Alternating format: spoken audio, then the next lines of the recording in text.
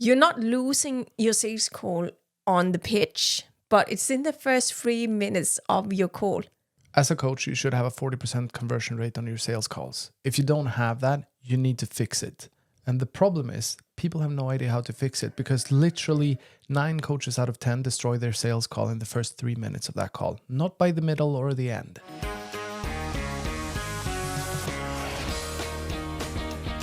So today we are going to dig into the first critical 3 to 5 minutes of any sales call. This is literally where you would either lose your sales call or you will win it. I think most people believe it's by the end where you're doing the pitch, but it's actually in the beginning. I listen to a lot of sales calls and I often hear immediately, no, it's not going to be a close, or yes, you got this one. Yeah, and I can totally remember when I destroyed my sales calls in the first 3 minutes and I had no idea that I did that. Yeah. There's a lot of things happening. Yeah. We just got home from Thailand just a couple of days ago. Yeah. Not when you're listening to this, but when we're recording this, we just got home. And I don't know, maybe last week, if you're following this, we might said that we're going to Thailand. And then now this week, we're home from Thailand. Yeah, we didn't record any podcasts while in Thailand. No. But we've been there and we took all of our kids and we lived at such great resorts, showing the kids a new culture. None of them had been in Thailand. I've been there a lot. You'd never been either. No. And you know what I like the most? No. I like the most that I did not bring my laptop. Yeah. I think I went into Slack to check in with the team literally 3 times in 2 weeks. Yeah. Apart from that, it was holidays. I did not check my emails once in 14 days. Yeah, that's awesome. And me being neurotic, I brought my laptop. And I also didn't open it. So I just carried it around without opening it once. Yeah. So yeah, it was really amazing. And it was fantastic. If you haven't been, go.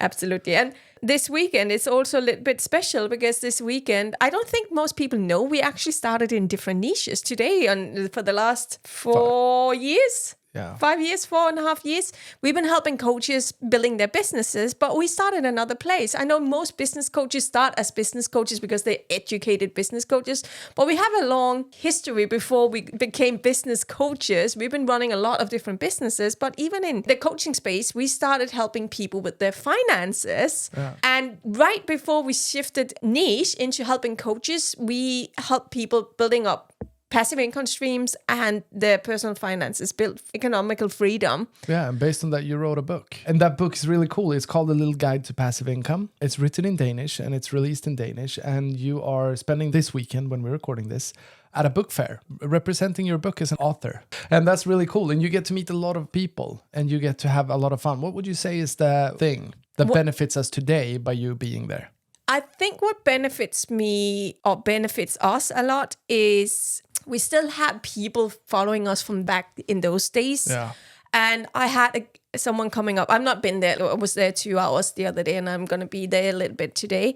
So I had someone coming up and say, hey, I've been following you. I just came here to see you and ask questions. I think it's so nice because we literally wrote down a complete course into a book. And I think it's so much fun when people come up and say, I did all of that. And they have some questions and they tell and share what they've been doing with all of that you've been giving away. I love that part. I think that's really fun. And it says a lot about the book quality, sure, but also about the reader. And I find that fascinating. Yeah. Because we're working with more than 6,000 coaches, helping them get their first clients and making money, and then helping coaches get all the way past 1 million euros a year.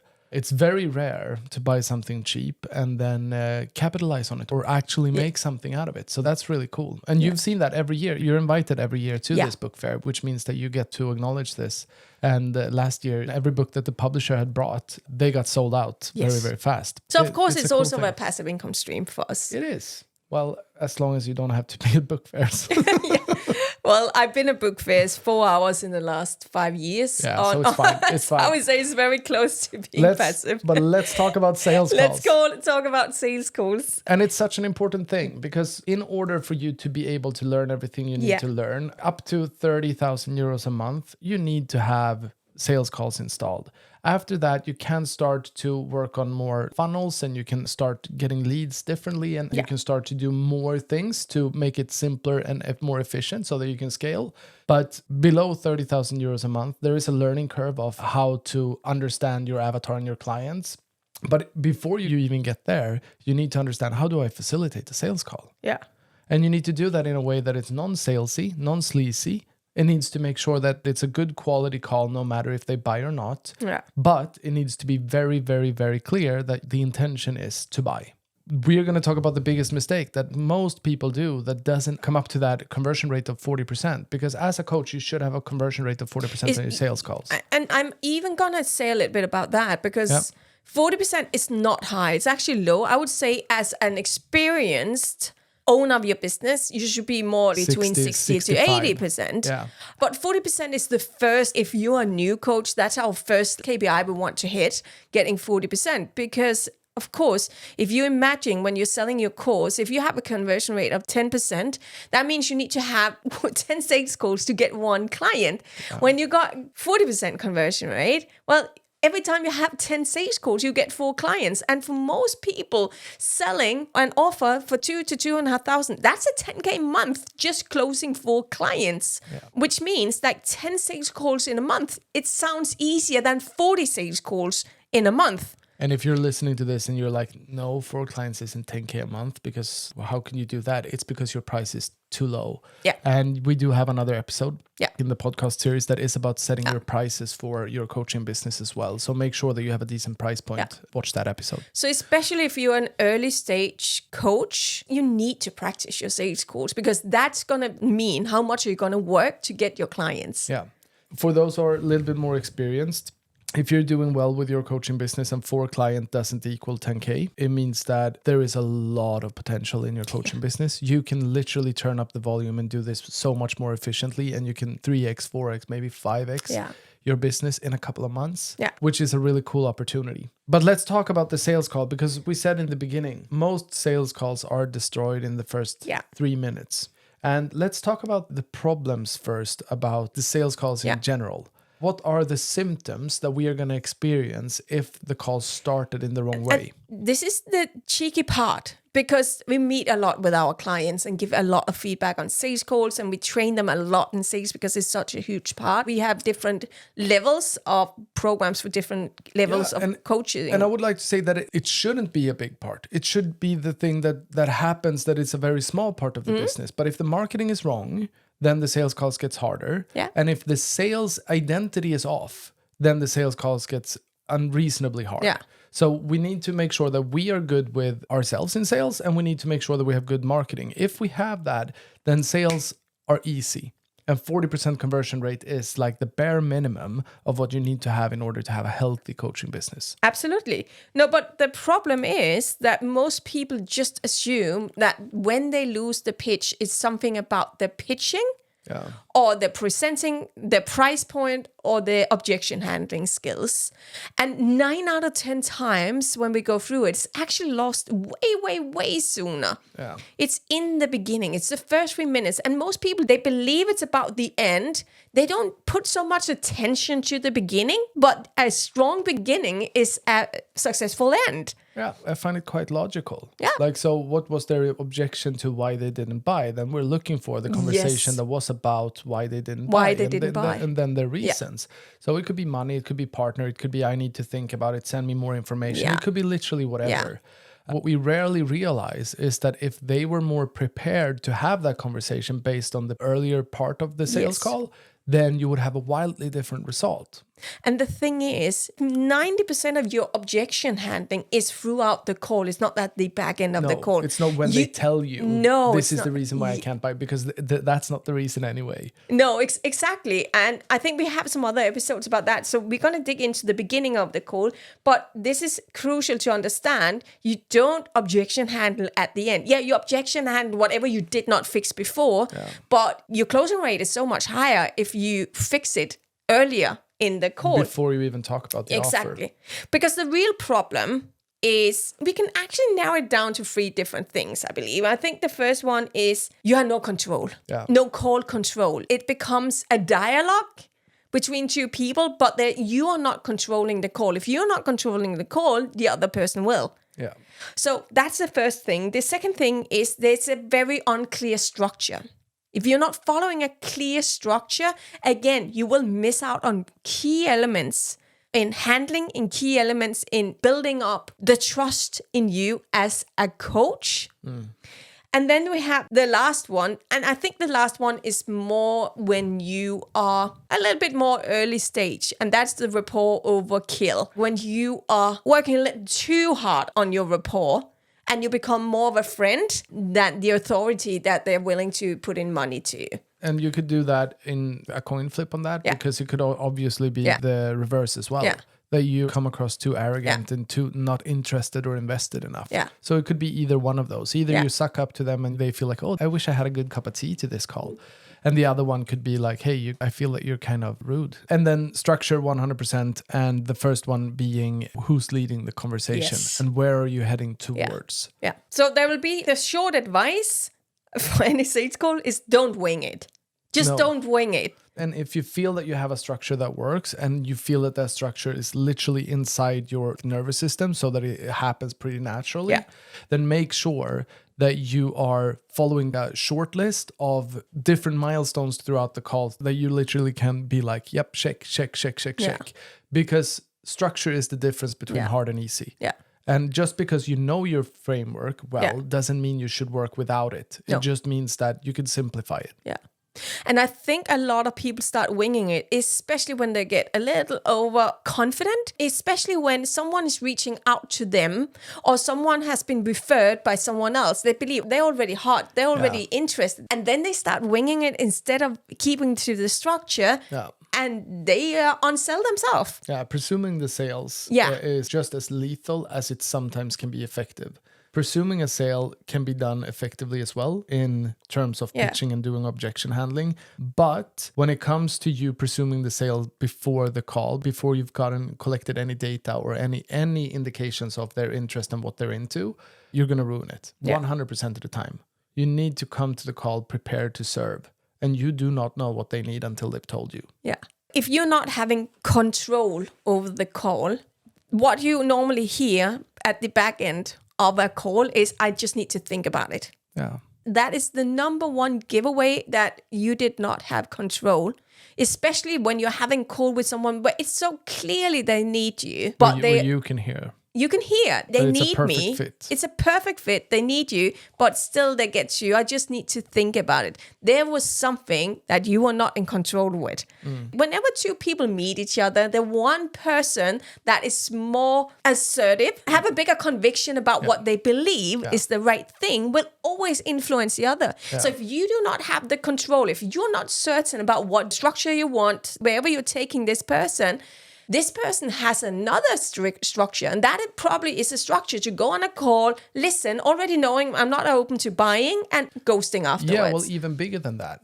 If you're talking about the solution, so let's take our niche for an example. As a coach, let's say that a coach is doing 5K a month and we meet them on a call. Yeah. If we can't present to them something that we are highly assertive of or highly confident about, where we can show them on a simple enough structure so that they can understand it on first hand, which means no in-depth details, but so that we can show the path. If we can't do that, their structure that they have that keeps them at 5K will overrule the structure that you present, which means that they will stay stuck because what they believe has gotten them to 5K, but not further. Yeah.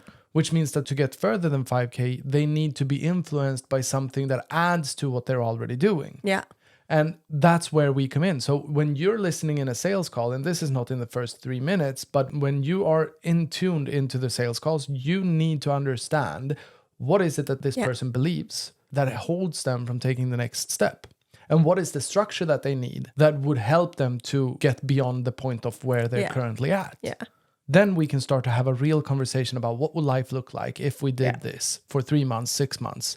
Where would we end up? What would you like to have? Where would you like to be? How would you like life to be like? And then we can have an interesting conversation that is based on their actual needs. Yeah. If you don't show up confident and certain, then their confidence in whatever they're confident about will overtake the call. Yeah.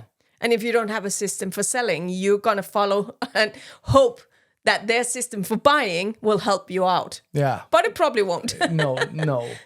We're pretty easy buyers. We do not go to a sales call if we are so easy buyers. Yeah, but we don't show up for a sales call if it isn't the right thing. If we don't know that this could be something that takes us to where we want to go. But if the sales call is delivered in the wrong way, then we never buy. This exactly thing happened about a month ago. I was looking for a person who can help us with some of our reels and some of our Instagram content. So it was a small part of our marketing. I wanted someone specific to help with that. And I found one of the biggest persons. I'm not going to say who this is because it does not look good for the person. So I'm absolutely not going to say it, because I found this person and I reached out to the team and said, hey, I'm interested. I'm curious. I want help by this person. And I got on a triage call and I was ready, and they asked me a bunch of questions and they let me know it's 8,000 for 3 months of help and it's 8,000 euros. Perfect, no problem. So I was ready to buy and I was looking forward to the sales call, and I got on a sales call with someone. Step number 1, he got in, I think he was 9 minutes late. And when he was 9 minutes late, first of all, I was not there alone. I was there with our head of marketing on this call because I wanted him to be on the call as well and just hear the same thing, because I literally sold this person into my marketing team. Yeah. It was like, where's this guy? Did he write to you? Like, have you seen anything about this guy writing? I'm so sorry, I'm late. No, there was nothing. 9 minutes in, he comes in and he says, I got a problem with my laptop. It restarted. There was no sorry. There was no like, sorry, I'm so late. I really apologize. I do respect your time, because I did not feel he was respecting my time. I was only there because I was busy doing something else. I didn't leave the room. But he didn't even apologize. He didn't send anything to us about it being late. Talking about the first 3 minutes, don't be late. And if you ever get late, make sure you let people understand you're not there to disrespect them, because you will lose them before the call even start if you come in late and you don't care. You just move on. Doesn't really matter. That's so disrespectful. Yeah. So let's have a chat. And we was just like, okay, but lead the call. He didn't lead the call. He had no structure for the call whatsoever. So he started showing some pages. It made no sense. There was no system. He couldn't show us. Our question was, so what will happen when we start? Well, this and this will happen. He went into some different pages, but he couldn't tell us how will it work. So I started leading. I started asking him, because he had no structure. He literally told me, we don't have a plan. He told me, I don't have a plan for this call. It's like, okay, you're late and you don't have a plan for the call. Because I was so I wanted to buy this thing, but there was no plan. There was no structure. There was no nothing. And it ended with that we said, well, I still don't know what I'll get out of buying this program. I don't know how it will work. I have no idea what will happen. I actually heard the conversation because I was in my office next door and we had both our doors open. And I heard the conversation and I heard you saying, hey, so here's what's what. I actually came here prepared to buy. But to be honest, you've actually talked me out of it. And I remember that you said, I'm so disappointed because I was excited about this. And that's gone. His attention goes to, I'm supposed to show up for this call and I'm supposed to deliver this call in whatever. And we don't know. The person that you should have a sales call with, maybe that guy had the same name and he was sick. And someone who'd never done a sales call before had to jump in. Maybe. So benefit of the doubt there. Yeah. But we can't treat people that way. No. And you could sense that not just in the first 3 minutes when he was 9 minutes late, but when he actually showed up, it was the first sentence that threw you off and was like, okay, good. This is not what I expected. It was within the first 20 seconds of him speaking, me and Brian, we kind of looked at each other and we thought the same. Yeah. What are you doing? Yeah. How can you miss this call? How can you not sell on this call? Yeah. You have someone ready to pay. You have a penalty shot and we took out our goalkeeper. Like you literally just need That's to what happened. Shoot the ball. And I believe the worst thing he said was, well, we normally only sell to people who already know what we do and what to buy. But how are people going to know what you do if you're not willing to show them or tell them? Yeah. It was so weird. So this is just to understand that if you're new, this can happen for the biggest name in the industry, because this was a big name. If I say the name, everyone here would know who this person is. Let's look into it. What needs to happen? Yeah. Because the solution here is you need to master your first 3 minutes. Yeah. 3 to 5 minutes. I would even say it's just the first 3 minutes. And if you need to lead, you need to jump in, you need to take the lead, you need to have that other person feel like you're in control and you know where we're going on this call. So they are not grasping for something. You are leading the call. So one of the things that I love is compare something that we don't know with something that we do know. And I call that a metaphor. if you've never been at a 5-star hotel or a Michelin restaurant or anything like that, when we were in Bangkok on the way home, we went out with the kids to celebrate, and we took them on the 76th floor, very, very high up in the air, 310 meters up in the air, to a Michelin restaurant. And study the way that they behave, because especially when it comes to a really exclusive 5-star hotel, or if it comes to a Michelin restaurant, because Michelin is not just the food, it's the presentation, it's the behavior, it's the everything experience. It's the experience, yeah. Study what they are doing and try to figure out why are they doing what they do and why are they doing it that way. Then we can start to realize a part of it is an embrace, where we welcome, facilitate, make them feel like this is a good space. The other part is showing where to go, leading the way so that you're completely taken care of without stepping them on their foot, but still manage to control the line of like the dots, connecting everything to make it a really, really pleasant experience. And that is what you should do in the first 3 to 5 minutes of a sales call. Yeah. You need to make sure that they feel that this is the best place to be in, and they need to feel that you got this covered. I'm just going to lean back and be like, yeah, let's do this. So if we take the first thing that needs to happen when you get on a call, is creating rapport, but don't become a friend. Yeah. And that means literally your first thing is ask about their cat, ask about something that goes on behind them, ask about their dog, if you can hear the dog barking, ask about something that's going on to create rapport, something similarity to something you're doing, or if you can see they have kids or whatever it is. And let's say that they're sitting with a sterile, pure white background, then ask them something personal then. Yeah. Ask them about where they are and their surroundings. Yeah, where are you currently at? Yeah. Are you in your office, or are you at home, or do you have a home office? Yeah, or what city are you in, or what country are you in, or whatever. So simple. Yeah. So you don't even need to fetch that. You can just be a normal human being and be curious about, okay, so hey, what's going on your end right now? So easy. So that's the first, and it takes 10 to 20 seconds. And then once you have that first rapport, what's really important there is that you need to demand responsiveness. You need to have them to answer you. Yeah. You don't move forward until they're giving you an answer. You want to start having a conversation from the beginning. You ask questions, they answer you. I love it. So building rapport, 20 seconds, that's step number 1. What's step number 2?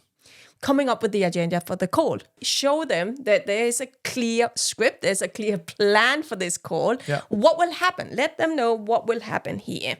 Because it builds safety and builds trust. When you tell them the agenda, it's about you build trust and you build safety for them, that you are the leader. So as soon as you gotten through the rapport, we start going into. So I'm really happy you're here.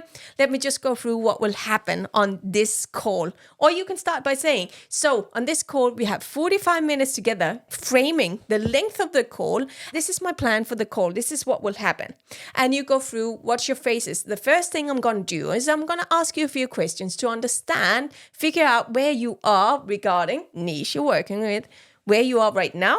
I will also figure out where you want to go, what you really want. And I'm trying to figure out also, I'm asking you some questions to figure out what's holding you back or slowing you down to get there. Is that okay with you?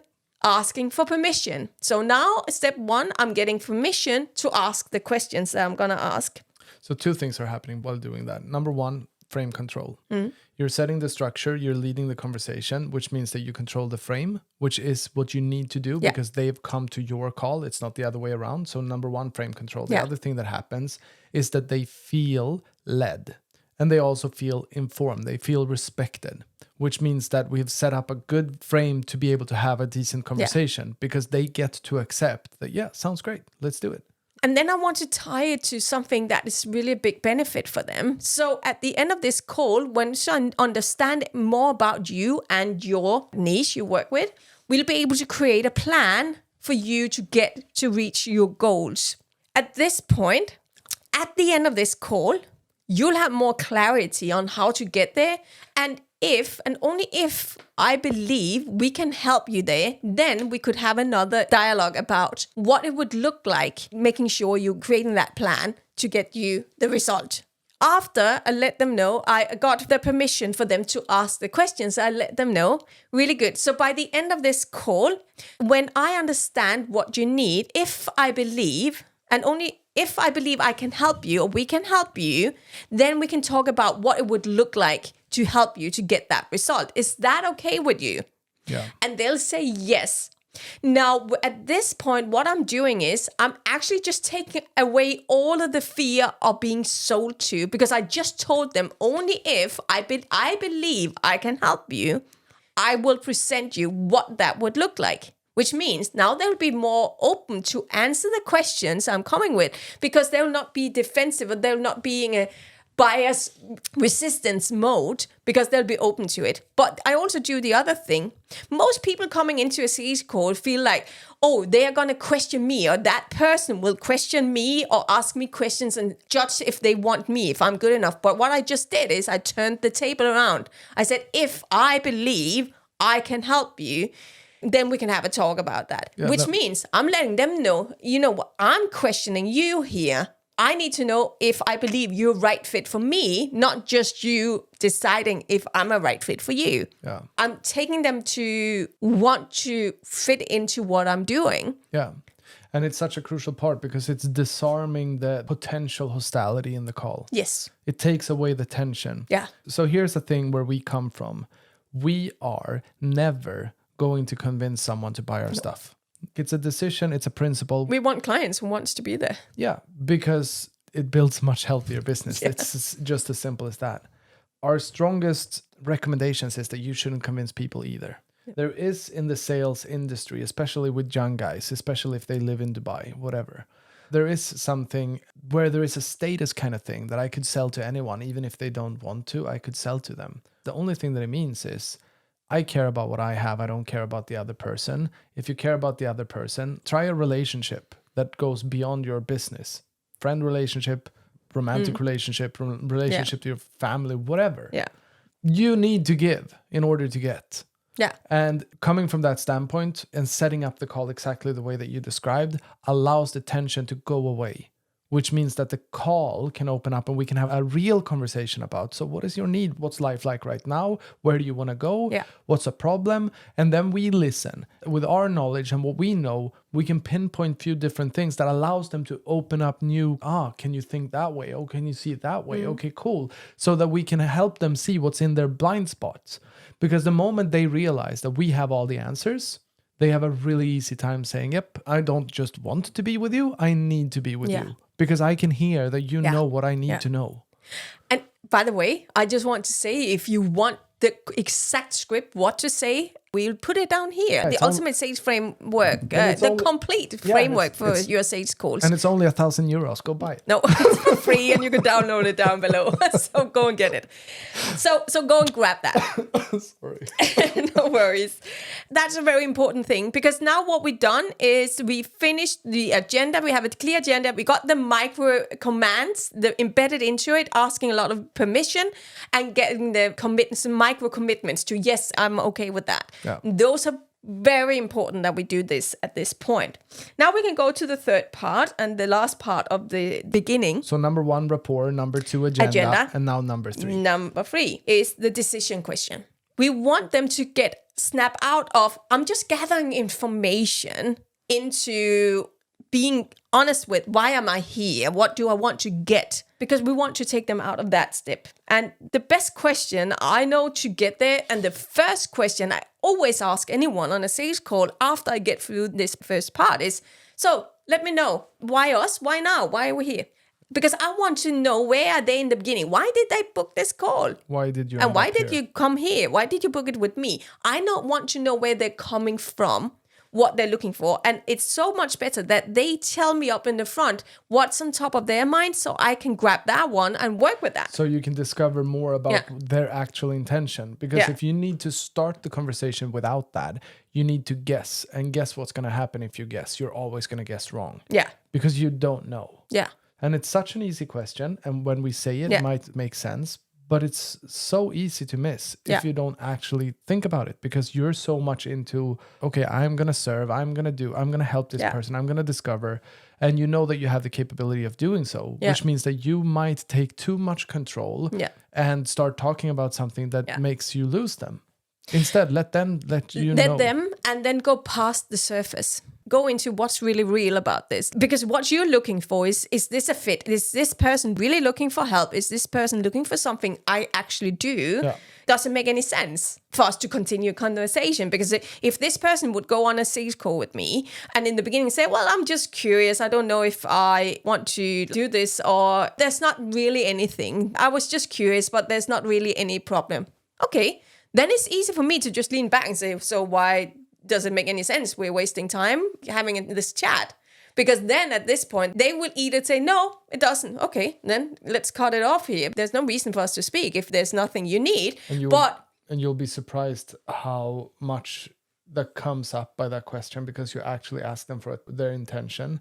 And they do have an intention. Yeah. But the question is, are they aware of their intention? And to some degree, yes, they are. Yeah. But the moment you start to discover it and you start to unpack it with them, they become more clear to themselves of why is this a need? Why is this important? So you actually help them by setting a clearer intention, what they can expect out of the call. Yeah. But it's also, I'm taking them seriously. Yeah. And you're taking yourself seriously. I'm taking myself seriously when I'm asking. If they're being very vague and it's not really important, when I'm asking, so does it really matter for us to have this call? Well, they get an option. Yeah. Either they can lean out and be off. We don't want to waste any more time. Or they will lean in and say, yeah, the problem is this thing. And now they become for real. And now we can start talking about why they're really here. Yeah. If you're watching this on our YouTube, look at my body language. Because it's so damn important what body language you're at. Remember, you're here to figure out if this person is a fit for you, not the other way around. Well, they will probably do that as well. But if you always trying to lean in and you want something from them, they'll move back. But if I'm moving back and say, so let me know, does it matter if we're having this call or not? If they feel that I'm about to move out, there's a reason why they booked the call, right? Then they'll start to come closer to me. They will lean in when I'm leaning out. And I can start questioning them. I love to do calls on Zoom so I can actually see the person, because I can also call them out and say, so I hear you're saying this thing, but your body language looks like this thing. Can you share what's that about? Yeah. And this is literally what happens in the first 3 minutes. But these are essential things to have a real honest conversation. Take the lead from the beginning and earn the respect. If you do this right, you'll not have people saying, I just need to think about it, or being just wasting time. They will go to what it's really about.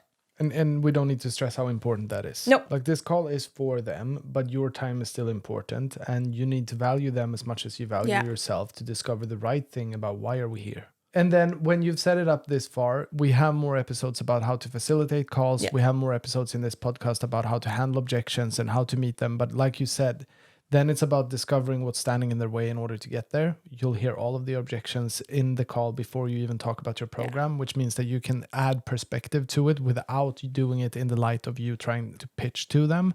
Because again, that raises the awareness of potential hostility or uncomfortability, so that you can facilitate really, really good sales calls.